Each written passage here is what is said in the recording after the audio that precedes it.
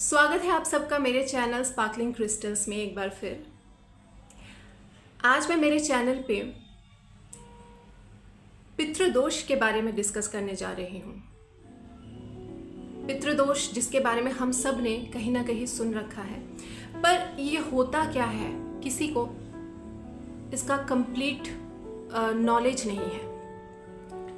ठीक है, पितृदोष एक ऐसा दोष है जो हमारी कुंडली में बनता है राहु और केतु के वजह से। ये एंसेस्ट्रल कर्स होता है क्योंकि ये रिलेट करता है हमारे एंसेस्टर्स से, यानी कि हमारे एंसेस्टर्स के किए हुए कर्मों से, और ये हमारे पास्ट लाइफ के कर्मों से भी रिलेट करता है। पास्ट लाइफ में किए हुए कर्मों की वजह से पितृदोष हमारी कुंडली में रिफ्लेक्ट करता है। अब जिन घरों में ये योग बनता है उन घरों से रिलेटेड जो रिजल्ट्स होते हैं, उन घरों से रिलेटेड जो फल होते हैं, उसमें या तो अभाव या तो कमी दिखती है इन पितृदोष की वजह से। पितृदोष जिसकी कुंडली में बनता है उसे अपने बच्चों से उचित प्रेम और सम्मान नहीं मिलती, या तो अगर मिलती भी है तो उसमें कमी होती है। कैसे जाने ये कि हमारे कुंडली में पितृदोष के योग बन रहे हैं या नहीं? अगर आपके पास आपकी कुंडली है तो आप उस कुंडली को खुद ही चेक कर सकते हो कि आपकी कुंडली में पितृदोष कहीं बन रहा है कि नहीं। जी हाँ, मैं अभी आपको वो कॉम्बिनेशंस बताऊंगी, प्लैनेटरी कॉम्बिनेशंस, जिनके बनने से पितृदोष के योग हमारी कुंडली में रिफ्लेक्ट होता है। तो फर्स्ट योग है राहु का सूर्य के साथ कॉम्बिनेशन बन जाना, यानी कि राहु का सूर्य के साथ एक साथ कुंडली में बैठ जाना। दूसरा है केतु का सूर्य के साथ कुंडली में बैठ जाना।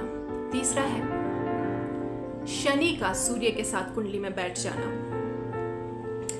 वैसे ही मंगल का राहु के साथ एक साथ कॉम्बिनेशन हो जाना, और पंचम घर का 8th हाउस के साथ किसी भी तरीके का रिलेशन बन जाना।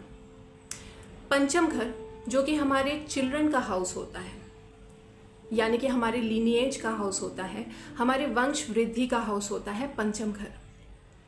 और 8th हाउस जो होता है वो एक मेलेफिक हाउस होता है।